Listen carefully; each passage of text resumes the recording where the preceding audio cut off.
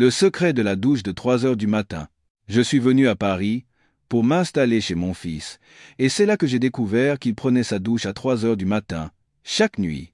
Ce que j'ai entrevu cette nuit-là par l'entrebâillement de la porte était si terrible que, le lendemain, je suis parti discrètement pour une maison de retraite. Cette année, j'ai 68 ans. J'ai passé ces 68 années à user mes os dans ce petit village pauvre du Cantal, au milieu de mon petit potager.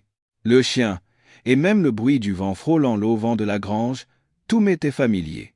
Mon mari est décédé il y a plus de 10 ans. À sa mort, j'ai eu l'impression de déposer un lourd fardeau, mais en même temps, un coin de mon cœur s'est vidé. Ma vie, pour être honnête, n'a été qu'une succession d'épreuves. Mon mari, dès qu'il buvait, devenait violent. J'ai serré les dents et supporté, pour les enfants.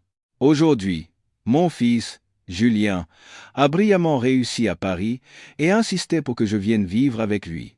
Maman, tu prends de l'âge. Maintenant, viens profiter de ton fils. Pourquoi t'épuiser toute seule dans ton coin perdu? J'hésitais. Comment pouvais-je abandonner cette terre que nos ancêtres nous avaient léguée? Mais l'hiver dernier, une mauvaise grippe m'a cloué au lit pendant des jours. Mon petit-fils, Léo, le fils aîné de Julien, qui étudie à l'université à Paris, a appris la nouvelle et m'a appelé en pleurant à chaudes larmes. « Mamie, s'il te plaît, viens vivre avec nous. J'ai trop peur que tu restes seule. » Comment refuser quand mon unique petit-fils me suppliait ainsi? J'ai fini par hocher la tête. Le jour de mon départ pour Paris, je n'ai pris qu'une vieille valise en toile. J'ai donné ma poule la plus précieuse à ma voisine de 80 ans. En fermant la porte à clé et en regardant ma vieille maison en pierre, les larmes me sont montées aux yeux. En montant dans la voiture, j'ai vu le toit d'ardoise bleuté disparaître peu à peu derrière un bosquet de chênes. Mon cœur s'est serré, comme le jour de mon mariage où je suivais mon mari vers l'inconnu. Julien m'a déposé devant un immeuble immense qui semblait toucher le ciel. Il m'a expliqué que c'était un complexe résidentiel de grand luxe à Boulogne-Billancourt. En entrant dans le hall, j'étais ébahi. Le sol en marbre brillait tellement que je pouvais y voir mon reflet. Les gens qui allaient et venaient étaient si élégants qu'on aurait dit des acteurs de cinéma. Quand Julien a traîné ma vieille valise, elle m'a paru si misérable et pathétique. Nous sommes entrés dans une boîte qui, avec un léger vrombissement, a filé vers le ciel. La porte s'est ouverte sur l'appartement de mon fils. Il était si vaste qu'il semblait plus grand que la cour de ma maison de campagne. Tout était brillant, froid, du verre partout. En m'asseyant sur le canapé moelleux, j'avais peur de salir quelque chose de précieux. Ma belle-fille, Sophie, est arrivée en courant. « Maman, vous êtes là. Le voyage n'a pas été trop fatigant ?» Sophie était une Parisienne de souche, la peau blanche et jolie, mais elle semblait un peu pâle.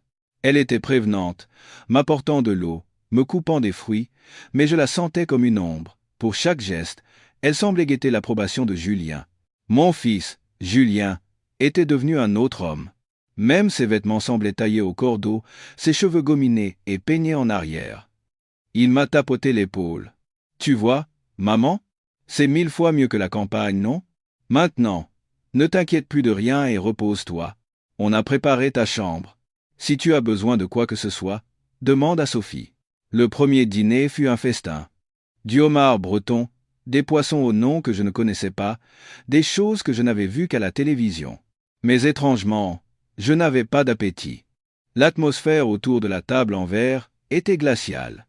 Julien a posé une grosse pince de homard dans mon assiette. « Mange, maman, c'est du homard de première qualité. Tu n'as jamais dû voir ça à la campagne. » J'ai hoché la tête, mais mon cœur était lourd. Il avait raison, mais pourquoi ces mots sonnaient-ils si blessants? C'était bien mon Julien, mais il me semblait aussi distant qu'un grand patron. Ce n'était plus le petit garçon qui me suivait pieds nus dans les champs. Il parlait de travail, de clients, de contrats de plusieurs millions d'euros. Je l'écoutais d'une oreille distraite. Ma belle-fille, Sophie, est restée recroquevillée sur sa chaise tout le repas. Elle ne mangeait presque rien, se contentant de nous servir. Chaque fois qu'elle voulait prendre quelque chose, elle jetait un regard furtif à Julien. De tout le dîner, je n'ai pas entendu Julien adresser une seule parole tendre à sa femme. Uniquement des ordres. Apporte la télécommande. Sers-moi, encore un peu de vin. Cette soupe est trop salée. Demain, tu la feras moins forte. Sophie se contentait de répondre « Oui, mon chéri ». Soudain, elle a laissé tomber sa cuillère. Le bruit métallique sur le marbre a résonné sèchement. « Maladroite, tu ne peux même pas manger correctement » a sifflé Julien d'une voix basse mais glaciale. Sophie a sursauté. « Pardon, chérie. Pardon, maman. Je la ramasse tout de suite. » Elle s'est penchée en hâte, le visage blême. J'étais stupéfaite. Cette voix, ce regard de Julien, comme il ressemblait à ceux de son père. Mon mari, violent, j'ai secoué la tête. Je suis vieille, ce sont des idées noires. Mon fils est un PDG, un homme éduqué. J'ai forcé un sourire. Allons, ce n'est qu'une cuillère de tombée. Sophie est fatiguée après sa journée. Mangeons, maintenant. Sophie a levé les yeux vers moi. J'ai cru y voir une lueur de gratitude, mais elle a aussitôt baissé la tête. Julien a reniflé avec mépris et a replongé le nez dans son smartphone. Mon premier dîner à Paris s'est terminé ainsi. Appartement de luxe, nourriture chère. Mais j'ai ressenti un froid plus mordant que dans les nuits d'hiver de ma campagne. Cette nuit-là, malgré le lit confortable et la couette chaude, je n'ai cessé de me retourner. J'avais le sentiment que je n'étais pas venu ici pour profiter de mon fils. Peut-être étais-je venu pour être témoin de quelque chose que j'avais passé ma vie à ignorer, à vouloir enterrer. La peur muette dans les yeux de ma belle-fille. C'était comme revoir mon propre reflet, des décennies plus tôt, et cela me tourmentait sans fin. Plusieurs jours passèrent. Je vivais ici, mais c'était comme être enfermé dans une cage dorée. L'appartement était au 20e étage. En bas, les voitures ressemblaient à des fourmis. Je n'osais pas sortir seul. Julien disait que c'était compliqué, que je risquais de me perdre et que c'était dangereux. Il avait engagé une femme de ménage qui venait le matin et partait le soir.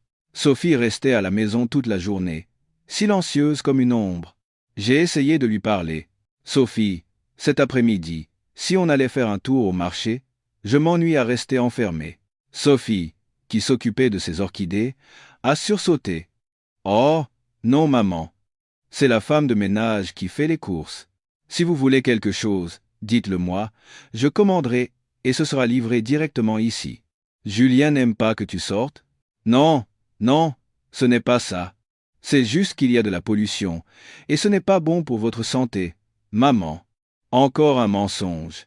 Sa façon de bégayer, de chercher une excuse à la hâte, tout sonnait faux. J'ai soupiré et n'ai plus insisté. Je suis allé sur le balcon regarder les plantes que Sophie entretenait. Les fleurs étaient belles, mais comme leur maîtresse, elles semblaient tristes et fanées. Ce matin-là, la femme de ménage était en congé.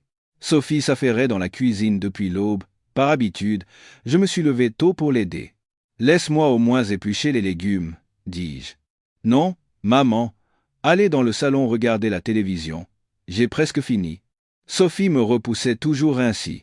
Bien qu'il ne fasse pas froid, elle portait un fin gilet long, même à l'intérieur. Elle ne portait que des vêtements à manches longues et à col montant. Non, j'insiste. Je m'ennuie à ne rien faire. J'ai tendu la main vers le panier de légumes sur l'étagère. Sophie a tendu la sienne en même temps pour m'arrêter. « Maman, je vais le faire. » C'est à ce moment-là que c'est arrivé. En levant le bras, la manche de son gilet a glissé et j'ai vu. Mon Dieu! Sur son poignet blanc et fin, une marque bleuâtre était nettement visible, la trace de 5 doigts. Elle commençait déjà à jaunir, mais il n'y avait aucun doute. Quelqu'un l'avait empoignée avec une force terrible.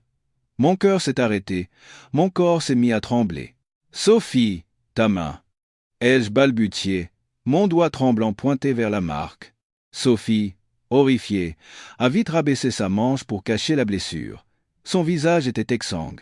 Ses lèvres tremblaient. « Ce n'est rien, maman. Je me suis cogné contre le coin du placard. Je suis si maladroite. Comment peut-on se cogner et laisser une marque de doigt? » Ma voix s'est brisée, sans que je le veuille. Un souvenir terrible a refait surface. Les mêmes bleus sur mes bras, mes flancs. Les blessures que mon mari me laissait après ses crises d'ivresse. Il m'avait empoigné le bras, me broyant les os, et avait sifflé. « La ferme. Si tu dis encore un mot, je te tue. » Ce bleu n'était pas dû à un choc, c'était la trace d'une agression. « Maman !» Le visage de Sophie s'est crispé, ses yeux se sont emplis de larmes. À ce moment précis, Julien est sorti de la chambre, déjà prêt pour le travail. Chemise blanche, pantalon de costume impeccable. Il nous a vus, figés dans la cuisine. Il a regardé tour à tour mon visage stupéfait et celui, terrifié, de sa femme. Son regard est devenu acéré comme une lame. Qu'est-ce qui se passe de si bon matin? J'allais parler, j'allais crier. Julien, comment peux-tu faire ça à ta femme? Mais Sophie m'a devancé, sa voix tremblante. Rien, rien, mon chéri. Je me suis cogné au placard, et maman me grondait pour ma maladresse. Elle prétendait que je la grondais. Julien a esquissé un sourire froid que je ne lui avais jamais vu. Il s'est approché de Sophie, lui a passé un bras autour des épaules et les a massés doucement. Le corps de Sophie tremblait comme une feuille. Ma femme est très maladroite, maman. Elle se cogne partout. J'ai beau le lui dire, elle ne change pas. Ne vous inquiétez pas, un bleu comme ça disparaît en quelques jours. Puis, il s'est tourné vers Sophie, avec une voix faussement douce. Tu vois, comme maman s'inquiète pour toi, fais plus attention la prochaine fois. Et il a déposé un baiser sur son front. Une comédie parfaite, un baiser pour moi. Sophie, pétrifiée, ne bougez pas. Julien a pris sa mallette. Bon, je pars travailler, maman. Reposez-vous bien. Si vous voulez quelque chose, demandez à ma femme. La porte d'entrée a claqué. Nous étions seuls, Sophie et moi. Un silence pesant s'est abattu sur la cuisine. Sophie fixait le sol, incapable de lever la tête. Ses épaules frémissaient. Elle ne pleurait pas, mais je savais qu'elle ravalait ses larmes. Cognée au placard, ai-je demandé d'une voix rauque. Sans lever les yeux, elle a répondu d'une voix à peine audible. Oui, cognée au placard. Elle mentait encore. Elle avait peur de Julien. En la regardant, j'ai senti mon cœur se déchirer. C'était comme me revoir 30 ans en arrière. Les mêmes bleus, les mêmes mensonges maladroits. Je suis tombé dans l'escalier. Je me suis cogné à la porte. J'ai vécu toute ma jeunesse avec ces mensonges. Je n'ai plus rien dit. Je suis retourné m'asseoir dans le salon. Le canapé était luxueux, mais mon corps était gelé. Dehors, le soleil brillait, mais mon cœur était plongé dans une obscurité totale. J'avais fait une erreur en venant ici. J'avais fui la violence toute ma vie, et voilà que, proche de la tombe, je la retrouvais dans la maison de mon propre fils. Et cette fois, mon fils n'était pas la victime. Il était le bourreau. Depuis ce matin-là, l'air dans la maison est devenu encore plus lourd. Je n'osais plus rien demander à Sophie. Elle m'évitait, me craignant comme si j'étais une menace. Elle avait peur que je sache. Je savais, mais comme je l'avais toujours fait, je me suis tu. J'avais peur. Peur de faire des vagues, peur que la colère de mon fils ne retombe sur elle. La peur était incrustée jusqu'à la moelle de mes os. Je ne dormais plus. Ma chambre était confortable, mon lit moelleux, la climatisation douce, mais je me retournais sans cesse. La marque des doigts sur le poignet de Sophie dansait devant mes yeux. Et ce sourire narquois de Julien, comment pouvait-il ressembler autant à son père? Mon mari avait toujours ce même air, après m'avoir battu, le sourire du vainqueur. Cet appartement de luxe était si bien insonorisé qu'un silence de mort régnait la nuit, un silence presque effrayant. C'est dans ce silence que j'ai entendu le bruit. Cette nuit-là, je m'étais assoupi quand un son m'a réveillé en sursaut. Il était bien plus de minuit. D'abord un petit bang, comme une porte qui se ferme, puis des sanglots. Pas des pleurs bruyants, mais un gémissement étouffé, ravalé. Un son si pitoyable, si désespéré. Les pleurs venaient de la chambre de mon fils et de sa femme. J'ai retenu mon souffle, tendu l'oreille. Puis, le bruit de l'eau. Un jet puissant, comme si quelqu'un avait ouvert la douche au maximum. Le bruit de l'eau était fort, mais à travers lui, j'entendais encore les sanglots. Mon cœur battait à tout rompre. Je me suis dit, c'est Sophie qui est aux toilettes. Elle a dû voir un film triste. J'essayais de me raccrocher à des excuses absurdes, mais mon instinct, forgé par tant de souffrances, me hurlait. Non, tu sais très bien ce que c'est. Le bruit de l'eau a duré longtemps, plus d'une demi-heure, puis s'est arrêté. La porte de la salle de bain a cliqué, et le silence est revenu. Je n'ai pas fermé l'œil de la nuit. La nuit suivante, je n'ai même pas essayé de dormir. Allongé, je fixais le plafond, j'attendais. Vers 1h30 du matin, j'ai entendu la porte de leur chambre, des bruits de pas, la porte de la salle de bain. Puis de nouveau, le jet d'eau puissant et les sanglots étouffés. Mon cœur s'est glacé. Est-ce que cela se produisait toutes les nuits? La troisième nuit, je ne suis pas resté au lit. Je me suis assis sur le canapé du salon, faisant semblant de regarder la télévision sans le son. Dans l'obscurité, j'entendais tout plus clairement. La porte de la chambre, les bruits de pas. Il n'y avait pas une personne, mais deux. Un pas lourd et un autre, comme si on traînait quelqu'un. Puis, la voix de Sophie. « Chérie, je t'en supplie, s'il te plaît. » Une voix tremblante de terreur. Puis le bruit de Julien qui grinçait des dents. La ferme, un claque sec, puis la porte de la salle de bain qui claque, et l'eau qui se met à couler. J'étais pétrifié sur le canapé. Je tremblais de tous mes membres, mes dents claquaient. Pas de froid, de peur, le bruit de l'eau. Il utilisait le bruit de l'eau pour tout cacher, pour que sa vieille mère n'entende pas les coups, pour que la femme de ménage n'entende rien le matin, pour que les voisins n'entendent pas. Mon fils était si méticuleux, plus cruel que son père. Son père frappait, ivre et stupide. Mon fils, lui, torturait sa femme, sobre et de manière planifiée. Le bruit de l'eau était comme des milliers d'aiguilles qui me transperçaient les oreilles.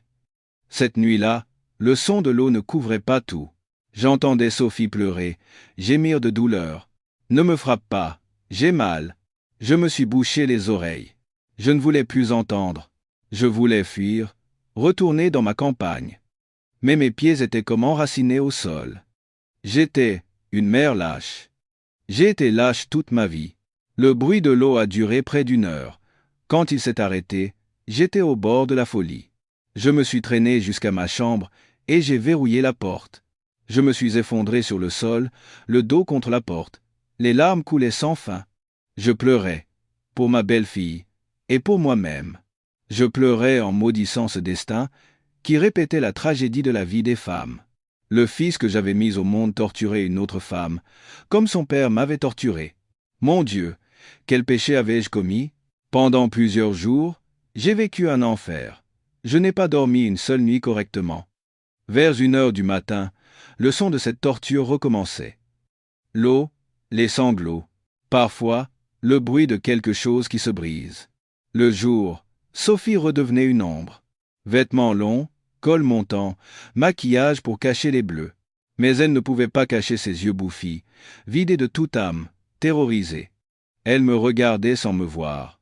Julien était toujours le même, vêtements impeccables. « Chérie, un café », un ton de PDG pour s'adresser à sa femme. Cette chemise est mal repassée. Il m'ignorait, comme si je n'existais pas. Il savait que je savais, mais faisait comme si de rien n'était. C'était comme s'il me mettait à l'épreuve. La curiosité, l'angoisse et la colère bouillonnaient en moi. Je ne pouvais plus le supporter. J'avais passé ma vie à me taire. Mais je ne pouvais pas me taire en voyant une autre femme souffrir sous mes yeux. Même si le bourreau était mon propre fils, je devais savoir ce qu'il faisait. Cette nuit-là, la 5e ou la 6e, je ne sais plus, j'ai pris ma décision. Je ne suis pas resté dans le salon. J'étais allongé dans mon lit, mais je n'ai pas fermé la porte. Juste une petite fente. J'ai attendu, retenant mon souffle. 1 heure, 2 heures, mon cœur battait la chamade. J'espérais que rien ne se passerait, tout en espérant que quelque chose se passe. Un sentiment contradictoire. Et finalement, le moment est arrivé. La porte de leur chambre s'est ouverte violemment, plus brutalement que d'habitude. J'ai entendu Julien gronder. Sa voix était pleine de cruauté. « Comment oses-tu oser jouer la victime devant ma mère ?» J'ai entendu Sophie pleurer et supplier. « Non, je n'ai rien fait. Maman m'a posé une question, je n'ai rien pu dire. Tu te justifies encore ?» Un claque sourd, comme le bruit de la chair frappée. J'ai sursauté et me suis levé. Une force invisible m'a poussé hors de ma chambre. Pieds nus, j'ai marché sur le marbre froid. Le couloir était sombre, seulement éclairé par la faible lueur de ma chambre. La porte de leur chambre n'était pas fermée. Elle était grande ouverte. Je me suis approché à pas de loup, le cœur battant à rompre, et je me suis caché derrière le mur. Et par l'entrebâillement, j'ai regardé. J'ai vu l'enfer. La chambre était grande, éclairée par la lumière de la salle de bain. Mon fils, Julien était là, le visage rouge de colère. Sophie était à genoux sur le sol. « Je t'avais dit quoi ?» a-t-il grondé. « Dans cette maison, ma mère est reine. Tu devais faire en sorte qu'elle ne se doute de rien. Et aujourd'hui, elle te pose une question, et tu as les larmes aux yeux? Tu joues la comédie pour qui? Ce n'était pas intentionnel, a sangloté Sophie. Pas intentionnel? Julien a ricané, puis s'est penché et a attrapé les longs cheveux de Sophie. Mon Dieu! Il a commencé à la traîner par les cheveux. Sophie n'osait même pas crier. Un simple gémissement sortait de sa gorge. Il l'a traînée jusqu'à la salle de bain. Aujourd'hui, je vais te montrer ce que c'est que de jouer la victime. A-t-il grondé en la jetant dans la baignoire blanche. Puis il a ouvert la douche. L'eau a jailli. Pleure. Vas-y, pleure, puisque tu es si malheureuse. J'étais cloué sur place. Mon corps était de pierre. Je voulais crier. Je voulais me précipiter pour l'arrêter. Mais ma gorge était nouée. Mes jambes pesaient une tonne. Cet enfant, est-ce bien Julien, que j'ai mis au monde? Le fils que j'ai chéri, en qui j'ai mis tous mes espoirs. Ce monstre qui traîne sa femme par les cheveux, c'est mon fils. Le bruit de l'eau, les insultes, les gémissements de douleur étouffés. Je ne voyais plus l'intérieur de la salle de bain. J'entendais seulement. Mais ce que j'entendais était pire que ce que je voyais. Nettoie bien tout ça. Si demain matin, ma mère voit la moindre égratignure, je te jure que je te tue. La voix de Julien a percé le bruit de l'eau. C'était donc ça. La douche au milieu de la nuit. C'était pour la battre, et pour effacer les preuves. Il avait peur que je le découvre. Non, il n'avait pas peur de moi. Il avait peur de briser l'image qu'il avait construite, celle d'un fils brillant et dévoué. J'ai reculé en chancelant. Je n'avais plus la force de tenir debout. Je me suis traîné jusqu'à ma chambre. J'avais tout compris. Les bleus, les manches longues, le regard terrorisé, la douche nocturne. Toutes les pièces du puzzle s'assemblaient. J'ai claqué la porte de ma chambre, sans la verrouiller. J'ai couru aux toilettes, et j'ai vomi. J'ai tout vomi du dîner que ma belle-fille m'avait préparé avec soin. J'ai vomi jusqu'à la bile. Une vérité effroyable m'est apparue. Mon fils était un démon, et la tragédie de ma vie ne s'était pas arrêtée avec moi. Elle s'était transmise, répétée, et cette fois, elle était 1000 fois plus cruelle. Cette nuit-là, je suis resté recroquevillé dans un coin de ma chambre, sans dormir. J'avais peur de mon fils. La scène que j'avais vue tourner en boucle dans ma tête comme un film d'horreur. Mon fils, Julien, traînant sa femme par les cheveux, l'insultant, la frappant. Le bruit de l'eau, les gémissements. Mon Dieu, j'ai mis au monde un démon. Le lendemain matin, je suis sorti de ma chambre, le corps brisé. J'ai essayé d'agir le plus normalement possible. Je connaissais le danger des hommes violents. Plus on a peur, plus ils s'enhardissent. Plus on montre qu'on sait, plus ils frappent. Je devais faire comme si je ne savais rien. Au petit déjeuner, Julien portait toujours son costume impeccable, les cheveux gominés. Il m'a souri. Bien dormi, maman? Vous avez meilleure mine qu'à la campagne. J'en ai eu la chair de poule. J'ai avalé de force une cuillère de soupe, la gorge en feu. J'ai jeté un coup d'œil à Sophie. Elle portait une chemise à col haut, le visage couvert d'une épaisse couche de fond de teint, mais cela ne pouvait cacher ses cernes et son air épuisé. Elle servait son mari, ses mains tremblaient légèrement. Elle n'osait pas lever les yeux vers moi. Elle avait peur, peur que je voie, peur que je pose des questions. Un vieux souvenir m'est revenu. Julien devait avoir 5 ou 6 ans. Mon mari était rentré ivre et, pour une suspicion infondée, m'avait traîné dans la cour et giflé. Quand je suis tombé, il m'a donné des coups de pied. Julien était accouru et s'était accroché à la jambe de son père en pleurant. « Papa, ne frappe pas maman. S'il te plaît. » Mon mari l'avait repoussé sans ménagement. « Espèce de salope, aujourd'hui je vais te tuer. » Le lendemain, mon visage était couvert de bleu. Quand les voisins demandaient, je devais répondre en souriant. J'ai glissé près du puits, je suis si maladroite. Julien me regardait. Ses yeux d'enfant étaient remplis de confusion. Je le prenais dans mes bras et le consolais. Ce n'est rien. Papa était ivre. Il ne se souviendra de rien. Il nous aime beaucoup, tu sais. J'ai menti à mon fils. Je me suis menti à moi-même. J'ai essayé de faire passer un démon pour un mari ordinaire. Et maintenant, mon fils était un adulte. Il n'était ni ivre, ni ignorant. Il avait fait des études, il était PDG, mais il était plus cruel que son père. Il battait sa femme de manière planifiée, secrète. Il utilisait le bruit de l'eau pour la torturer et effacer les preuves. Une pensée glaciale m'a traversé l'esprit. La violence était-elle héréditaire, transmise de mon mari à Julien? Ou était-ce de ma faute, parce que je me suis tu, parce que j'ai enduré? Avais-je enseigné à mon fils qu'un homme avait le droit de battre sa femme? Que tant qu'il ramenait de l'argent et achetait une maison, tout était permis? Je ne pouvais plus rester ici, je ne pouvais pas vivre avec un démon, même si ce démon était mon fils. Je n'avais pas le courage d'intervenir. Je savais que si je le faisais, Julien pourrait tuer Sophie. Il m'insulterait, dirait que je suis une vieille folle sénile. Ou alors, il jouerait le fils dévoué devant moi et la torturerait encore plus cruellement en secret. Je devais partir. Mais pour aller où? Retourner à la campagne? Qui me croirait? Si je disais que mon fils, le brillant PDG, battait sa femme, les gens se moqueraient de moi. Ils diraient que je suis une vieille femme jalouse de sa belle-fille. Une maison de retraite.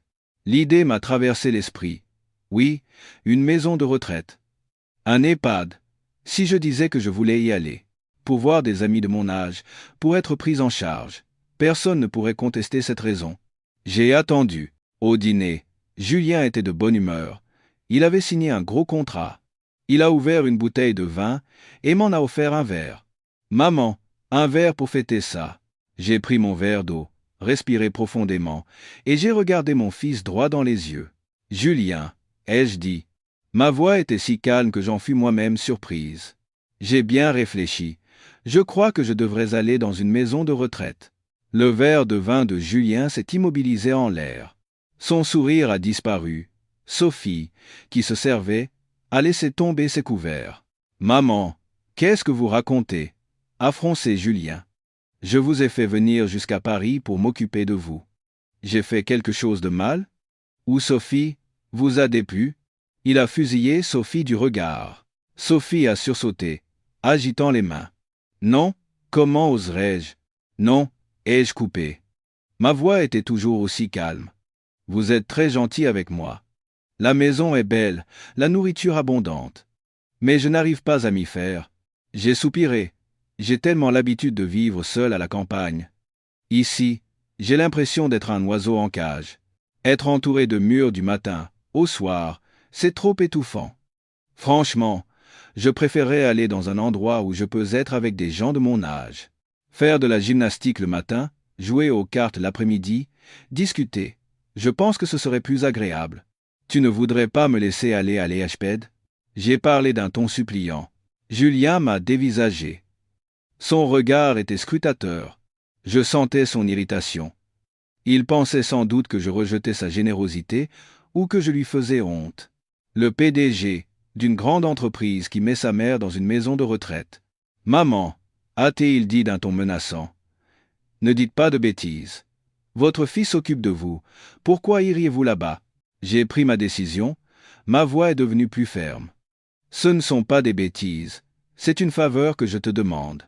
Je veux vivre le reste de ma vie, les quelques années qu'il me reste, l'esprit tranquille. Si tu penses à ta mère. Ou alors, c'est l'argent qui te dérange? Ma dernière phrase a touché un point sensible. Julien était un homme orgueilleux. Il a soupiré. L'argent n'est pas un problème. Mais, si c'est vraiment ce que vous voulez, faites comme vous voulez. Je vous trouverai le meilleur endroit. Ne le regrettez pas. Je ne regretterai pas, ai-je dit en baissant les yeux sur mon bol. Merci, mon fils. Le dîner s'est poursuivi en silence. Mon cœur était de glace. Je mentais à mon fils, je renonçais à mon rôle de mère, je fuyais. Mais au fond de moi, je ressentais un soulagement presque effrayant. J'allais bientôt quitter cet endroit, cette prison dorée. J'ai regardé Sophie. Elle avait toujours la tête baissée. Je ne pouvais pas lire son expression. J'avais pitié d'elle. Mais je devais d'abord me sauver moi-même. J'étais vieille et faible. Je ne pouvais pas supporter ce choc. J'étais comme un déserteur. Je l'abandonnais. Julien a été rapide. 2 jours plus tard, il a trouvé un EHPAD de grand luxe non loin de Paris. Il a dit qu'il m'y emmènerait le week-end. Le matin de mon départ, Julien est parti tôt au travail. Il a dit qu'il avait une réunion importante et qu'il reviendrait dans l'après-midi pour me chercher. À la maison, il ne restait que moi, Sophie, et la femme de ménage qui n'était pas encore partie. J'ai fait ma vieille valise. Quelques vêtements usés, c'était tout. En sortant dans le salon, j'ai vu Sophie faire le ménage. Elle était si maigre, ses vêtements couvrant cachaient toutes les marques, mais sa démarche légèrement boiteuse la trahissait. Probablement, la nuit dernière, je lui ai dit « Sophie, repose-toi un peu. Avant de partir, laisse-moi ranger votre chambre. Je n'ai fait que mettre le désordre ces derniers jours. » C'était un mensonge. Je ne savais pas moi-même pourquoi je voulais entrer dans cette pièce, la scène du crime. Sophie m'a regardé, surprise. « Maman, pourquoi ? Je peux le faire, reposez-vous, fais ce que je te dis, c'est moi qui veux le faire. » Devant mon ton ferme, elle n'a pas osé s'opposer. Elle m'a regardé avec un mélange de peur et de curiosité, puis s'est écartée. Je suis entré dans leur chambre. Elle était immense, avec une vue panoramique sur la ville, des meubles de prix. Mais j'ai senti une autre odeur, mêlée au parfum de luxe, une odeur de peur et de pommade anti-inflammatoire. J'ai commencé à ranger, plier la couette, tendre les draps. Mes mains tremblaient. Qu'est-ce que je faisais ? Qu'est-ce que je cherchais ? J'ai ouvert l'armoire de Julien, costumes et chemises impeccablement alignés. Dans les tiroirs, des montres et des ceintures de luxe. Je suis allé vers celle de Sophie. Beaucoup de vêtements, mais surtout des pyjamas, des tenues longues, à col montant. Puis, mon regard s'est posé sur le bureau de Julien, dans un coin de la pièce. Je n'avais pas l'intention de fouiller, mais un tiroir n'était pas complètement fermé. Ma main s'est dirigée vers lui d'elle-même. Il n'était pas verrouillé. À l'intérieur, des dossiers de l'entreprise. J'allais le refermer quand j'ai vu, sous la pile de dossiers, une chemise cartonnée bleue. Le cœur battant, je l'ai sortie. Sur la couverture était écrit « Dossier médical, Sophie Dubois ». Mes mains tremblaient tellement que j'ai failli la faire tomber. Je l'ai ouverte. Mon Dieu, ce n'était pas une seule feuille. C'était une liasse de certificats médicaux, d'ordonnances, de petites radiographies. Ma vue était mauvaise, mais j'ai forcé mes yeux à lire. Date, 5 mai. Hôpital P. Diagnostic, contusion des tissus mous et hématomes, flanc droit. Cause, chute dans les escaliers. Date, 12 juillet. Clinique B. Diagnostic, fissure osseuse au poignet gauche, blessure ancienne.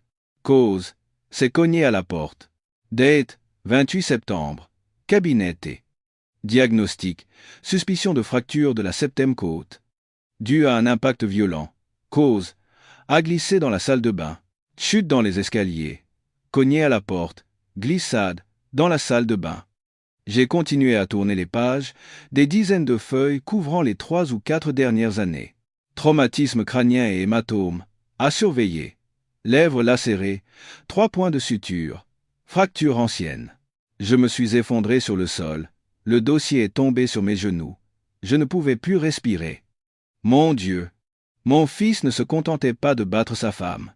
Il était en train de la tuer à petit feu, lui briser les os, lui provoquer des commotions, et il gardait ses certificats comme des trophées dans son tiroir. J'ai pleuré en silence. Ma gorge était sèche. Sous le dossier, au fond du tiroir, j'ai trouvé un petit album photo. Je l'ai pris, les mains tremblantes. J'ai tourné la première page.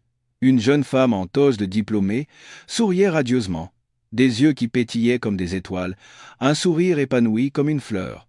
Page suivante. Elle était à côté de Julien. Une photo du début de leur relation, sans doute. Julien souriait aussi, il avait l'air doux. Sophie avait posé sa tête sur son épaule, le regardant avec des yeux pleins de confiance et de bonheur.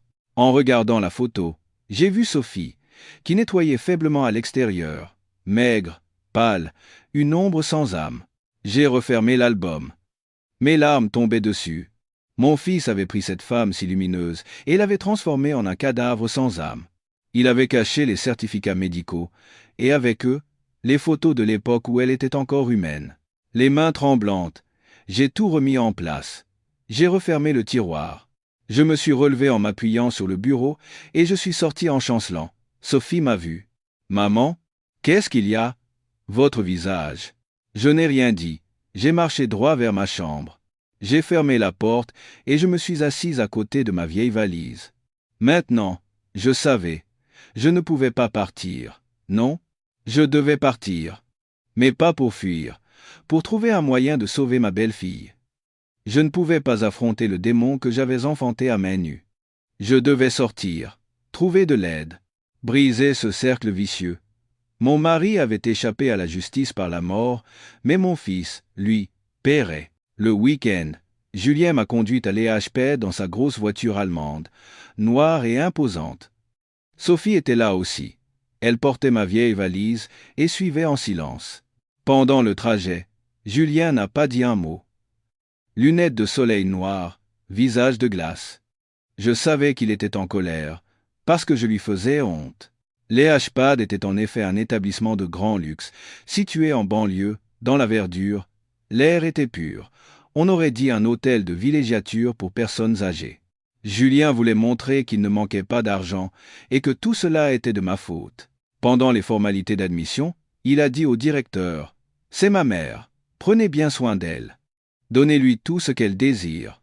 L'argent n'est pas un problème. » Il parlait fort pour que tout le monde dans le hall l'entende.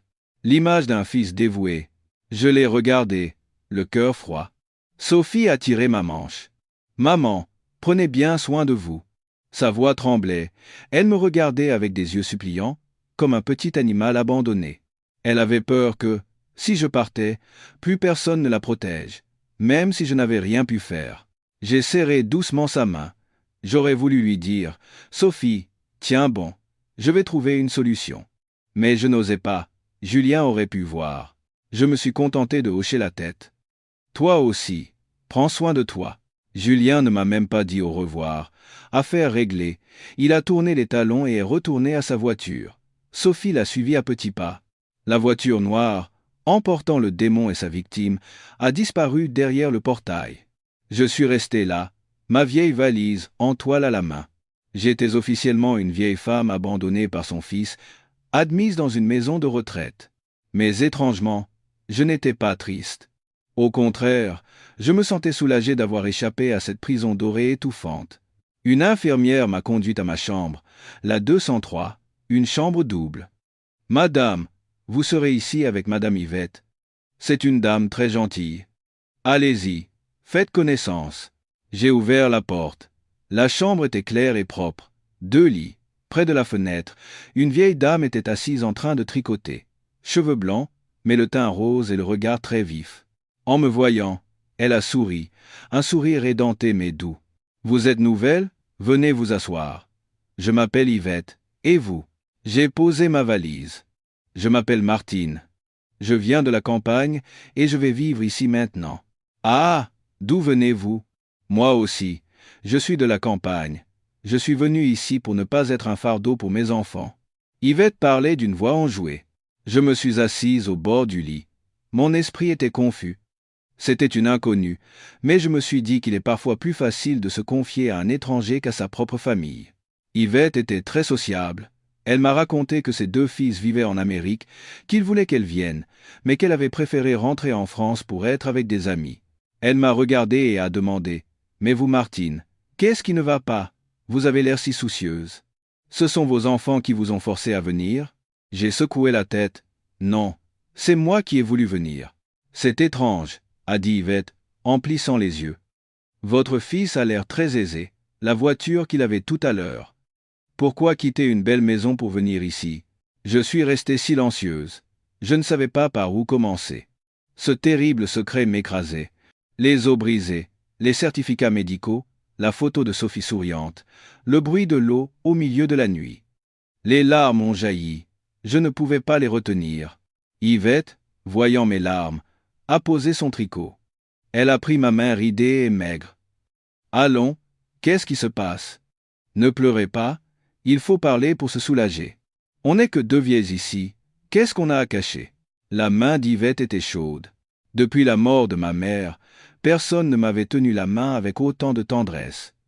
J'ai sangloté. « Ma chère, mon cœur est si noir. Mais qu'est-ce qu'il y a ? Racontez-moi. » J'ai respiré profondément et j'ai regardé par la fenêtre. Je devais le dire à au moins une personne sur cette terre. pour que si je mourais, quelqu'un connaisse le crime de mon fils. Je me suis approché de l'oreille d'Yvette et j'ai murmuré. Ma voix était tremblante et cassée. Ma chère, mon fils, il bat sa femme. En prononçant ces mots, j'ai eu l'impression qu'un poids énorme se détachait de ma poitrine. J'ai pleuré comme une enfant. Yvette a pris un air grave, son sourire avait disparu. Elle a serré ma main plus fort. Elle n'a rien demandé, elle est juste restée assise à côté de moi, me laissant pleurer tout mon soul. Elle m'a tapoté le dos. Pleurez, pleurez. Quand vous aurez tout sorti, ça ira mieux. Allez, calmez-vous maintenant. Sa voix était aussi un peu étranglée. Les hommes, ils sont tous pareils. Les violents, les coureurs. C'est toujours nous, les femmes, qui souffrons. J'ai compris qu'Yvette aussi avait sa propre histoire. Cette nuit-là, 2 vieilles femmes, une nouvelle et une ancienne, étaient dans leurs lits respectifs, mais aucune ne dormait. Je lui ai tout raconté, les bleus, le bruit de l'eau, les certificats médicaux dans le tiroir.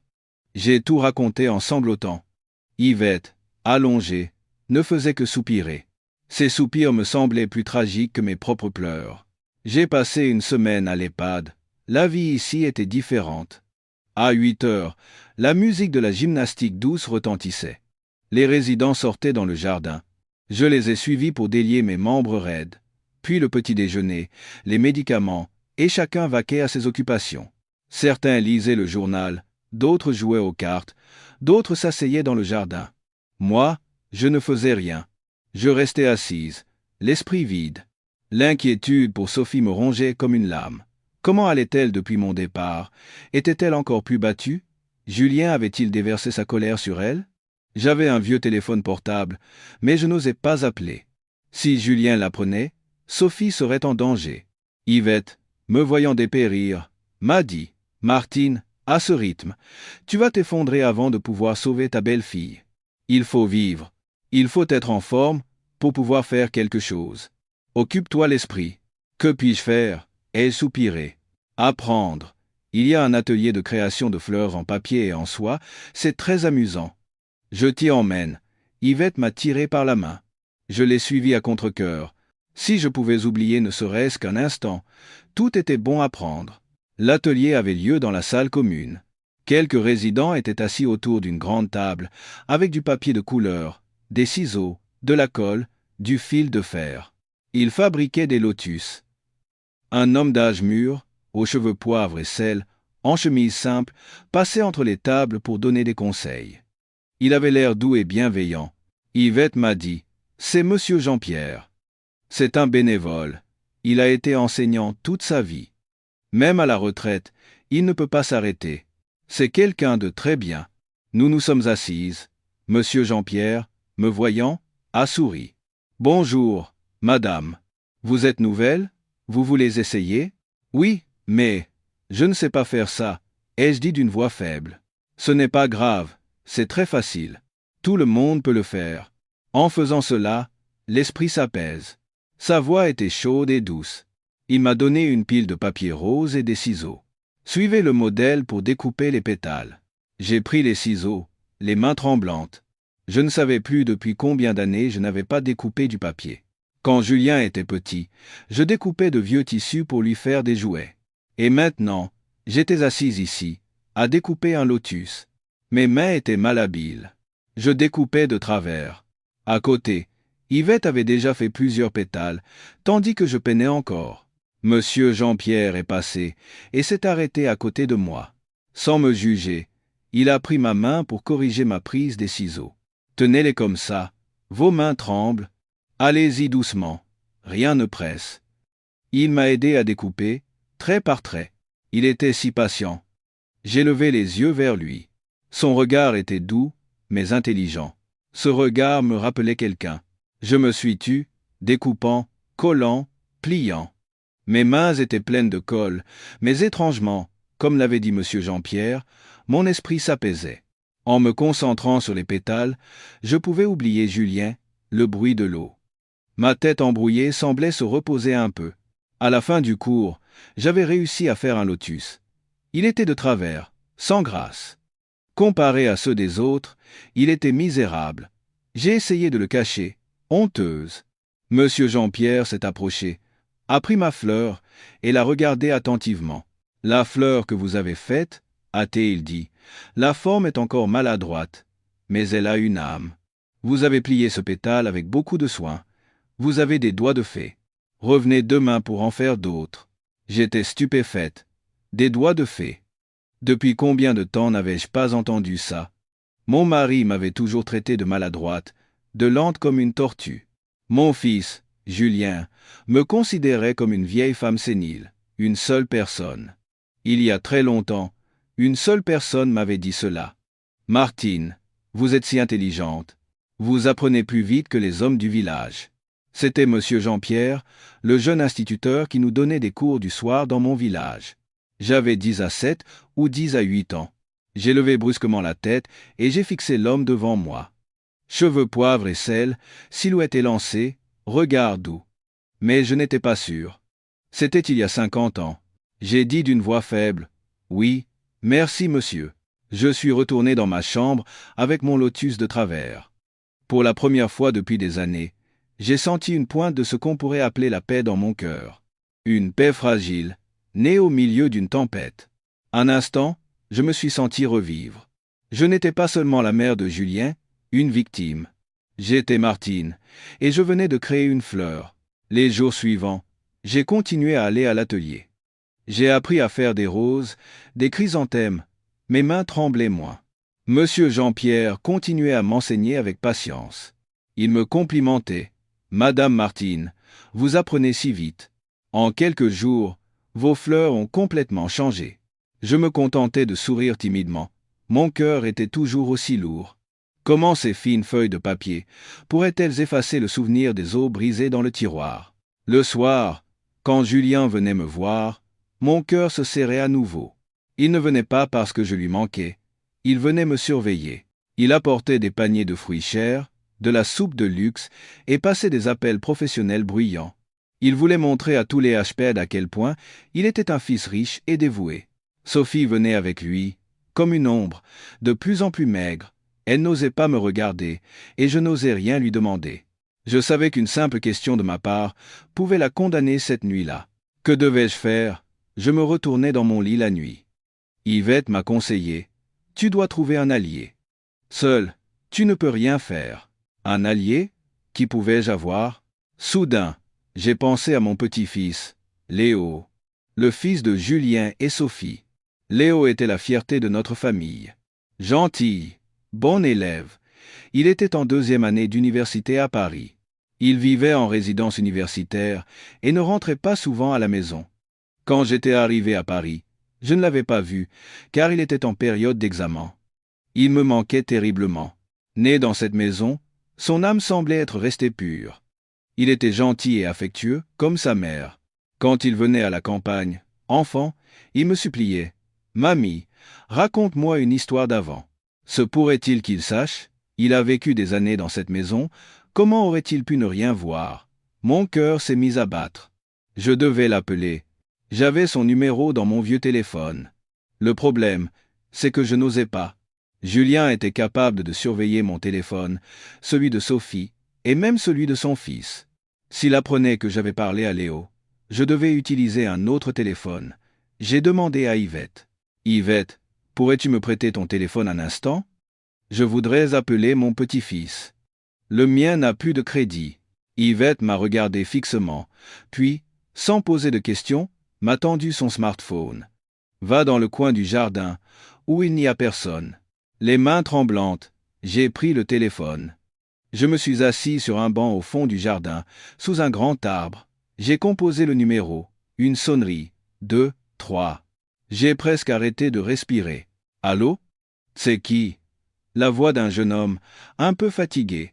Léo? Ma voix s'est cassée. C'est Mamie. Un silence, puis une voix surprise. Mamie, qu'est-ce qui se passe? C'est quoi, ce numéro? Tu vas bien? Papa m'a dit que tu étais dans une maison de retraite. Je comptais venir te voir ce week-end, après mes examens. En entendant sa voix, les larmes ont coulé. Mamie va bien. Tes examens, ça a été? Oui, ça va. Tu te plais? Là-bas, personne ne t'embête? Non, c'est très bien ici. J'ai hésité. Je voulais juste entendre ta voix. Ça fait longtemps que je ne t'ai pas vu, tu me manques. Je ne savais plus quoi dire. Comment demander? Comment aborder le sujet? Léo a dû sentir que ma voix était étrange. Mamie, il y a un problème? Ta voix est bizarre. C'est papa qui t'a dit quelque chose? Non, ton père. Ton père est très gentil avec moi, ai-je dit précipitamment. C'est juste, je m'inquiète pour ta mère. À ces mots, un silence lourd et effrayant s'est installé de l'autre côté du fil. Mamie. La voix de Léo a soudainement baissé. Ce n'était plus la voix d'un étudiant insouciant. Elle était rauque. Tu t'inquiètes pour maman? Oui, elle est si maigre, ces derniers temps. On dirait qu'elle est malade. Pendant les quelques jours que j'ai passés chez vous, j'ai vu que... Je n'ai pas pu finir ma phrase. Léo est resté silencieux. J'ai entendu sa respiration profonde au téléphone, puis il m'a posé une question. Une question qui a mis fin à tous les mensonges. D'une voix tremblante et amère, il a demandé « Mamie, qu'est-ce que tu as vu ?» J'étais abasourdi. J'ai failli laisser tomber le téléphone. « Qu'est-ce que tu as vu ?» Il n'a pas demandé « Pourquoi maman va mal ?» Il n'a pas demandé « Qu'est-ce que papa a fait ?» Il a demandé « Qu'est-ce que tu as vu ?» Il savait, mon Dieu. Mon petit-fils savait. Il savait que son père était un démon, que sa mère était battue. Depuis combien d'années vivait-il avec ce secret? À Pinevingtons. Ma gorge était si serrée que je ne pouvais même plus pleurer. Léo, ai-je gémi. Je m'en doutais. Sa voix s'est brisée. Je savais bien que tu finirais par t'en rendre compte. Tu as vu, n'est-ce pas? Tu as vu cet enfer. J'ai entendu le bruit de l'eau, ai-je dit en ravalant mes larmes. Et j'ai vu ce qu'il y avait dans le tiroir. Oh mon Dieu, mamie, Léo a hurlé au téléphone. Un cri de rage. Pourquoi as-tu vu ça? Pourquoi fallait-il que tu vois ça? J'avais supplié, maman, de ne rien laisser paraître, de faire en sorte que tu ne saches rien. Mon corps entier tremblait. Depuis quand sais-tu? Depuis longtemps, mamie. Il s'est mis à pleurer. Je l'ai vu par hasard, quand j'étais au collège. Après ça, j'ai essayé de l'arrêter plusieurs fois. Je me suis même mis à genoux devant lui, mais je ne pouvais pas le vaincre. Il me frappait aussi. C'est maman qui m'a supplié de ne rien faire. Elle disait que si je faisais des histoires, il nous tuerait tous les deux. Elle m'a dit d'étudier dur et de quitter cette maison. Mamie, je suis un fils indigne. Un bon à rien. Je n'ai rien fait pendant toutes ces années où maman se faisait battre. Il sanglotait, le cri impuissant et douloureux d'un jeune homme. J'étais anéanti. J'avais trouvé un allié, mais cet allié était aussi une victime. Une jeune victime, torturée par cette blessure depuis des années. Léo, ne pleure pas. Ai-je essayé de le consoler, et de me consoler moi-même. Ce n'est pas de ta faute. Écoute-moi. Maintenant, nous devons sauver ta mère. La sauver? Sa voix était désespérée. Comment? J'ai déjà essayé. Maman n'a pas le courage de divorcer. Il la tient avec l'argent. Il l'a menacée de nous jeter à la rue si elle partait. Il a dit qu'il enverrait des voyous pour s'occuper de moi. Mamie, cet homme n'est pas un être humain. C'est un démon. Je sais, ai-je serré les dents. Je sais que c'est un démon. Mais Léo, même les démons ont peur de quelque chose. Fais confiance à ta grand-mère. Cette vieille femme ne va pas rester les bras croisés. Nous devons élaborer un plan. Ne dis rien à ton père. Fais comme si tu ne savais rien. Viens me voir ce week-end. Nous devons parler en personne. D'accord, d'accord. Toi aussi, mamie. Fais attention. Il ne faut pas qu'il sache que tu sais. C'est un homme très dangereux. J'ai raccroché. J'ai rendu le téléphone à Yvette. Mon visage était livide. Yvette a demandé. Alors, je me suis contenté de secouer la tête. Ma chère, c'est bien pire que ce que je pensais. Mon petit-fils aussi était au courant. Depuis longtemps, j'ai regardé le papier sur la table. J'avais un allié au cœur brisé. Je ne devais plus seulement sauver Sophie, je devais aussi sauver Léo, sauver l'âme de mon petit-fils. Julien était en voyage d'affaires, un gros contrat à l'étranger, une semaine entière. Ce n'est pas lui qui me l'a dit, il ne m'avait pas appelé. C'est par Sophie que je l'ai su. 2 jours après son départ, j'étais à l'atelier, à fabriquer mes fleurs en silence. Monsieur Jean-Pierre m'apprenait à colorer le papier.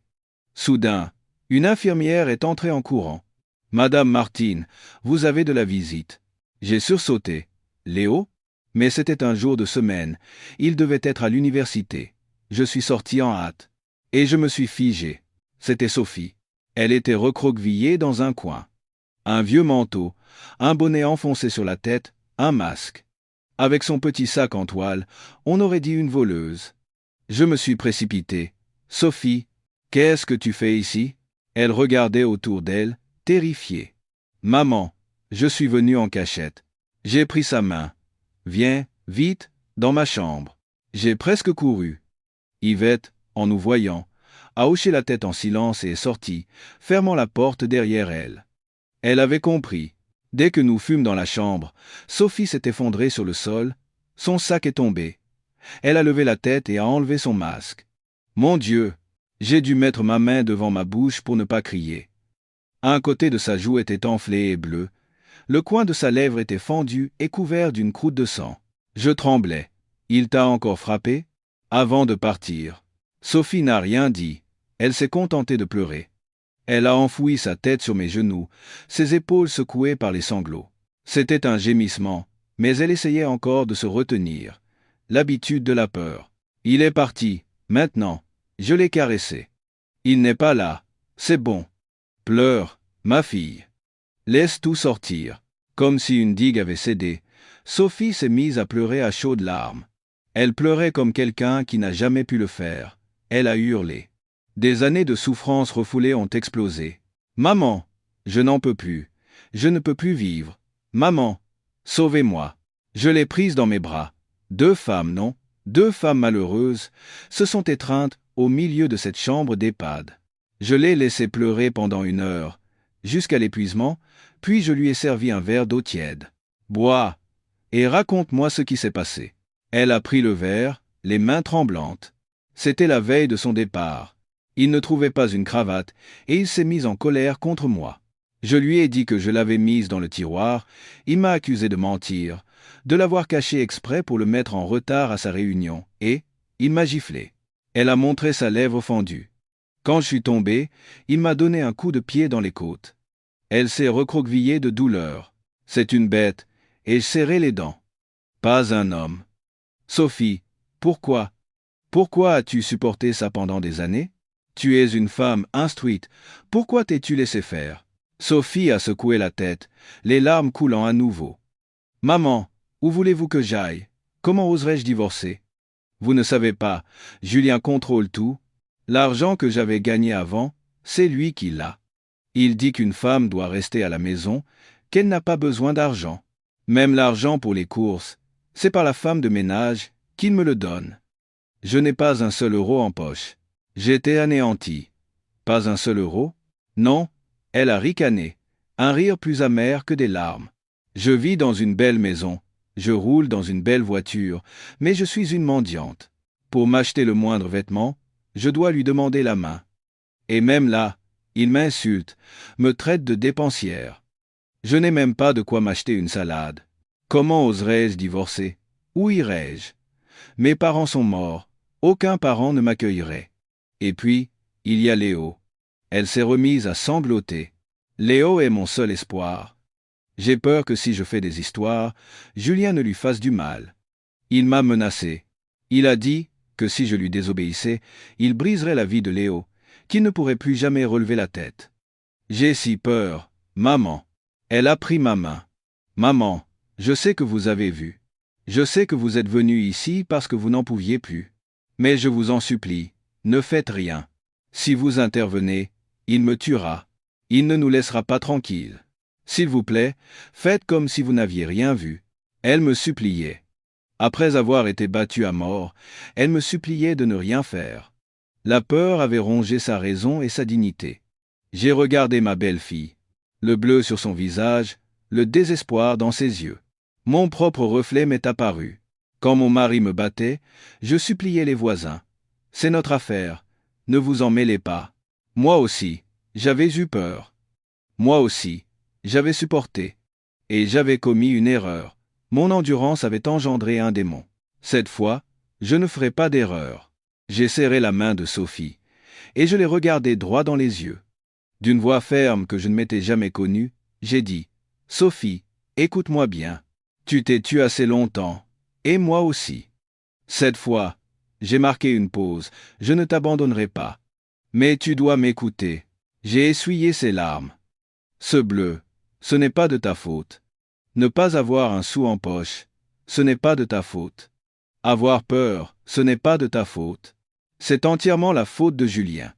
De ce monstre, j'ai insisté sur chaque mot. Il a commis un crime, et il doit payer. Mes mots ont frappé l'esprit de Sophie. Anesthésiée par des années de peur, elle m'a regardé, hébétée. Ses yeux se sont agrandis. Elle était habituée à être battue, insultée, rabaissée, pas à être protégée. Entendre quelqu'un dire « c'est la faute de Julien » lui était étranger. « Maman » est-elle balbutiée. Mais comment? Comment le faire payer? Ce monstre, ai-je coupé, d'une voix froide et tranchante que je n'avais jamais utilisée de ma vie. Il se prend pour Dieu? Pour un roi? Sophie, écoute-moi. Je suis vieille. Je viens de la campagne. Je ne connais rien aux lois. Mais je sais une chose. Frapper quelqu'un est un crime.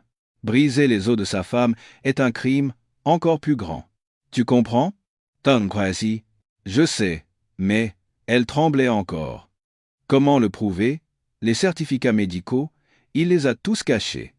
Et il m'a forcé à dire au médecin que j'étais tombé. Qui me croira? Tu as raison, ai-je hoché la tête. Personne ne nous croira sur parole. Il nous faut des preuves.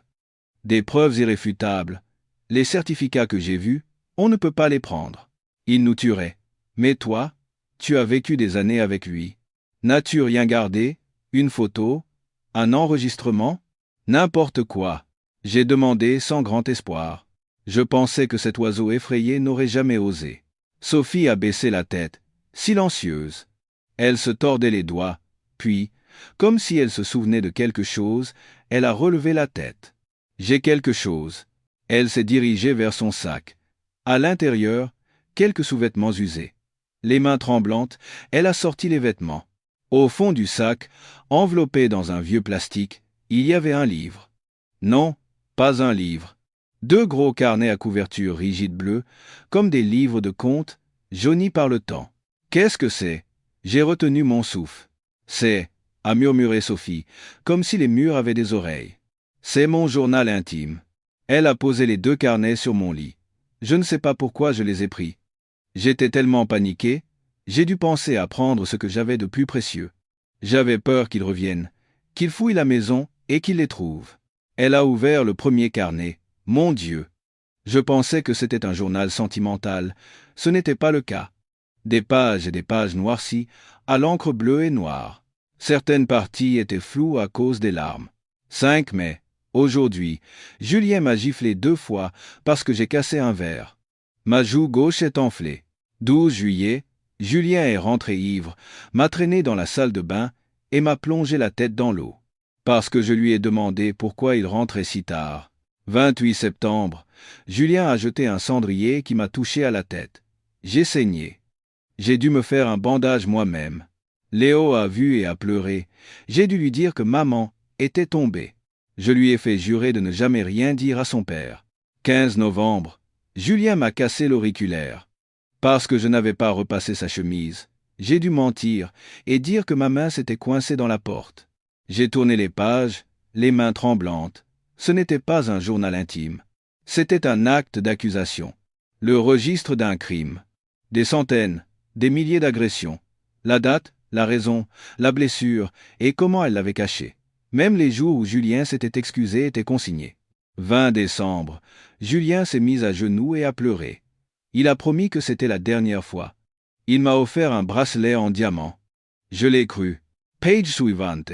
21 décembre, Julien a brisé le bracelet. Il a dit que j'étais une femme vénale. Il m'a battu parce que, selon lui, j'avais ricané pendant qu'il était au téléphone. Ce carnet était pire que la liasse de certificats médicaux. Les certificats n'étaient que le résultat. Ce carnet, c'était le processus. Le processus par lequel un être humain était torturé, sa personnalité détruite. J'ai relevé la tête. Ma voix était rauque. Depuis quand écris-tu ça? Depuis environ 1 an après notre mariage, a dit Sophie, le regard vide. La première fois qu'il m'a frappé, j'étais tellement choqué que j'ai commencé à écrire. Je pensais qu'un jour, en lisant ça, il regretterait. Puis, c'est devenu une habitude. Les nuits où j'avais trop mal pour dormir, je me cachais dans les toilettes, je fermais à clé. Assise par terre, j'écrivais. À la lumière faible, j'écrivais comme une droguée, pour me souvenir, pour ne pas oublier ce qu'il m'avait fait, pour que si un jour je mourais, les gens sachent pourquoi. Elle a souri. Je ne pensais pas que ça deviendrait si épais. J'ai regardé ma belle-fille. Mon Dieu! Cet enfant n'était pas un oiseau fragile. C'était une guerrière. Depuis plus de 10 ans, avec son dernier instinct de survie, elle s'était battue en silence, rassemblant les preuves. Les mains tremblantes, j'ai caressé la couverture du carnet. Sophie, tu as été courageuse. Je l'ai prise dans mes bras. Sais-tu ce que tu viens de me donner?